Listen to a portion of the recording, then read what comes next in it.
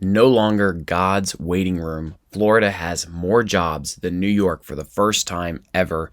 Here's why the trend of Americans fleeing south isn't slowing anytime soon. Very interesting article out of Yahoo Finance, MoneyWise, discussing what's going on with Florida, the growth that we've seen in the state of Florida over the past couple years as it relates to the pandemic and things that happened during that time in 2020 all the way up to through 2022. And so I wanted to jump in and discuss this stuff as it's been a hot topic with the migration from the north to the south and many people moving in, as well as businesses and multiple different things, but it's not what everyone is thinking. So stick around. We're going to jump into this article real quick. Very interesting. We'll go ahead and get started. Florida is no longer just for grandparents and retirees, according to a report by the Bureau of Labor Statistics. In fact, it recently beat New York as the most jobs of any state, a first since the Bureau began to report these numbers in 1982. Massive shift. Never happened before. Over 400,000 people moved to Florida from July 2021 to July 2022, which was an increase of over 180,000 from the year before. A good portion of the new residents are not just there to relax either.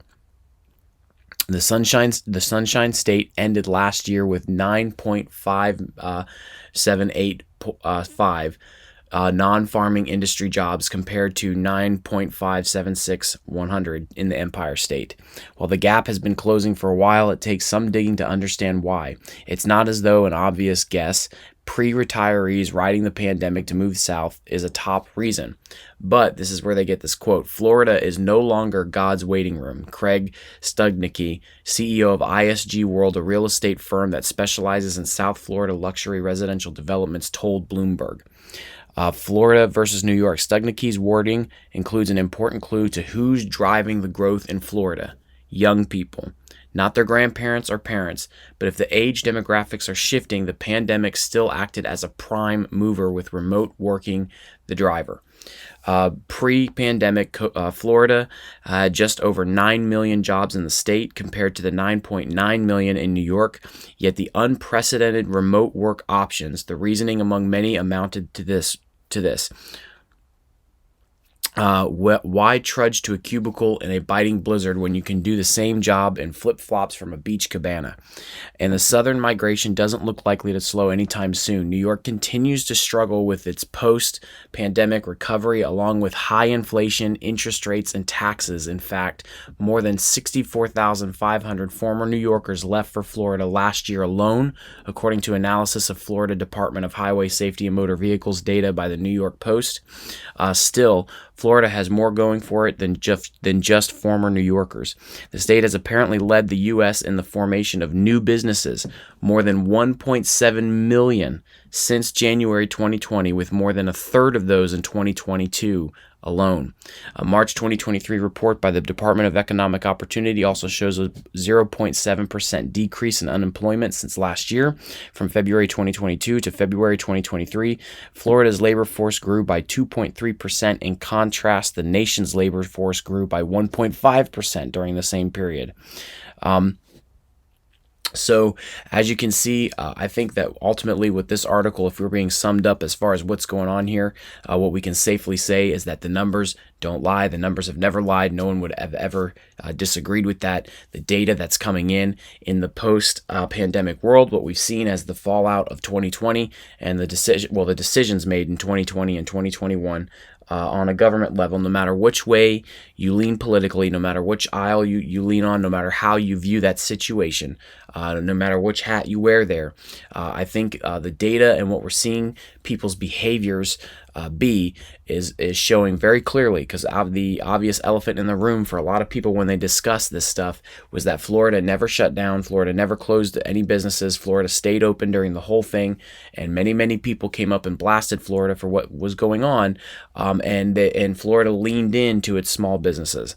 And that's honestly what has happened there. I don't want to be callous to anyone's situation and what they were going through, but there were a lot of small businesses that got wiped out during the whole situation because there was. I'm not saying that everyone didn't need to do their part. I'm not trying to get into that conversation, but what I am saying is that there was no clear path laid out to protect and engage with small business outside of a, hey, here's a chunk of money to try and stay alive, in a situation where there was no guarantee when they would be able to keep their businesses going. And from a standpoint of how everything operates in this country, small businesses and small business owners are a major backbone to how everything is driven. It's something that you can look up data on. It's something that's been understood for a very long time. Small business owners are what drives most of the economic surplus in a nation, and even like when you talk about the stuff we're looking at now, in the days we're in now, with these emerging tech companies and large tech companies that are started and grown and scaled to high numbers. That alone shows you that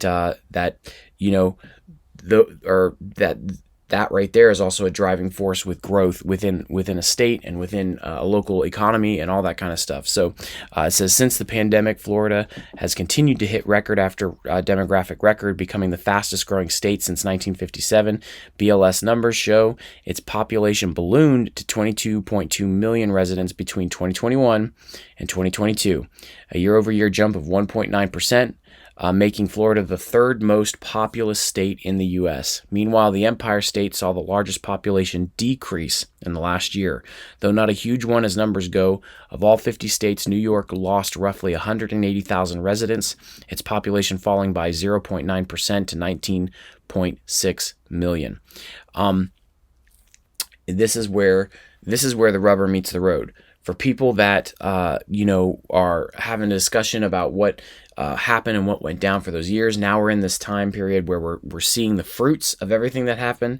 We're seeing the fruits of everything come to fruition as far as local businesses are concerned, as far as people starting businesses are concerned.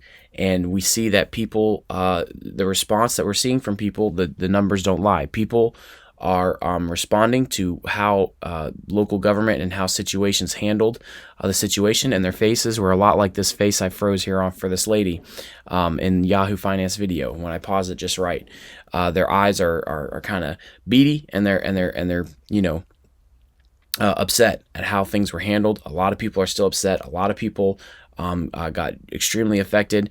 Obviously, local politics and all that kind of stuff plays a part in these kinds of things. But the fact that it's not old people moving, it's not people trying to jump out of the workforce, it's not people that are trying to retire, those are not the only driving factors that we're seeing here. And people are migrating in mass numbers. So you have a state whose jobs are shooting through the roof. You have a state who growth is shooting through the roof. You have a state whose population is shooting through the roof. And it's becoming a beacon for tech companies, any kind of company. So, because at one point the article asks, who does the state appeal to? They talk about a hedge fund moving in there, very, very large hedge fund, Citadel. And then they also talk about tech companies and different things having a massive uptick as well, like companies coming in that are purchasing property and moving their businesses into Florida, and people that are choosing to just use Florida as the state that they're going to put their startup in. So we see that the numbers are rolling in now, and we're starting to see the outcome of all of this, of all the decisions that were made, and how things were handled, and the proof is in the pudding, as most people would say. I think that what this shows is that people need stability for their businesses. People need stability for their personal financial growth. And so, if you are in a place where you are needing that, and you're in a situation where you don't have that comfort and you don't have that ability to feel that from the area that you're in, people will pick up and they will move. Florida is a radically different situation living wise from New York. Like New York's, the weather patterns, the whole nine. You can look at the whole situation, the culture, everything radically different. As someone who was born and spent some of my life in Florida. I also my family used to travel to New York to visit, and I can tell you right now, it's a radically different culture. But the growth that it's experiencing, just like I said, the proof is in the pudding. This is stuff that's going to continue to come out as we go, and we'll have to see how these trends change and how these things affect. But I thought it was interesting to go over the fact that we are seeing this massive boom in this state, and maybe we're going to start seeing a lot of these other states follow suit, because at the end of the day, money talks. And a lot of these guys, whether, I don't care what the politician you're following, I don't care what person you think is pushing the right policies, I don't care any of that stuff. Those people are all funded and and moved by money. That's literally what it is. And so they will shift their policy and gears to protect their own hides, to increase the money coming into their state. And so this stuff is showing it, and there's no way to get around it. The massive growth and everything, it's happening around. It started and booming right around the same time frame as all the stuff going down. And it continues to hit. And I think it continues to hit because what people don't really understand is the faith that people have within their local government plays a big part in what they choose to do. And so as far as their businesses and locations and all that kind of stuff, that plays a huge part in what you're doing, especially with the type of business that you're doing, because there were some businesses that were able to operate still underneath the guidelines and restrictions, and there were other businesses that were massively affected, which is not news to anybody. Obviously restaurants fall into that category, but there's other types of businesses that were greatly affected. For instance, I had a remote sales position during that time, whose clientele was mostly seniors, and I would find myself in a lot of senior high rises, and I would find myself in a lot of senior living centers, and obviously a lot of other remote types of positions were able to survive during that time period. My position, it crumbled massively. It just crumbled the team. It crumbled the money coming in. Every person, including the top salespeople, the ones that they would always point at and be like, "There's no excuse. You should be like XYZ," that kind of a thing. They all crumbled. The whole department would just shattered. And a lot of people left. And I don't even know if they're really even trying to rebuild that department within the organization I was a part of. So, those are things that really need to be taken into consideration. That, in that situation, how does one survive? How does one stay alive? And what would be the conversation and the decisions there? I will tell you too, in that particular organization, there was a massive presence for it in New York. And actually, New York was considered the bread and butter for that organization, and so that was where most of its top execs were located and headquartered at. It was an organization that was in many states across the country, so it was all over. And that whole section, that whole sliver of the company there crumbled massively. That's where all the top salespeople were at, and then during that time, it just shifted. I mean, it was a massive shift, and I think it's something to take into consideration how much. Sweeping changes like that, sweeping decisions that affect millions and millions of people's lives, just play a massive role in how the culture will be shifted and how things will be shifted, as far as where people wind up and what states rise to the top and what states fall to the bottom. And I think we're starting to see that now. And I wasn't really interested in engaging in a political conversation about this, and that's not what this is. It's just basically looking at the stats and looking at the statistics and looking at what we're seeing on the post side of this and how things are starting to pan out in the country. I'm hoping that, for Florida in and of itself, they're able to handle the growth. I have some friends and family in Florida that have talked about the growth and how the state has radically changed since then. There's some people that love it, and there's some people that aren't happy about it because it introduces all sorts of new type of problems, all sorts of new types of changes within the culture. And so there, it's something where it'll all play out in the long run. But as far as financially, as far as population growth, as far as businesses being started, Florida is definitely reaping the benefits of the decisions they made.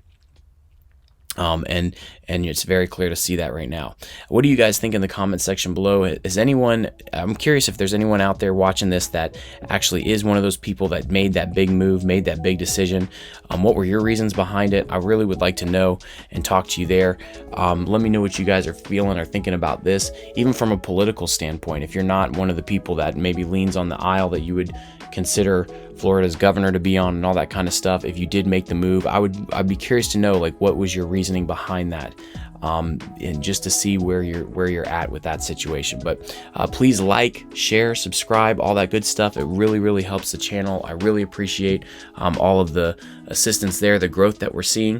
Thank you guys so much for tuning in and making it this far, and I will catch you guys in the next one.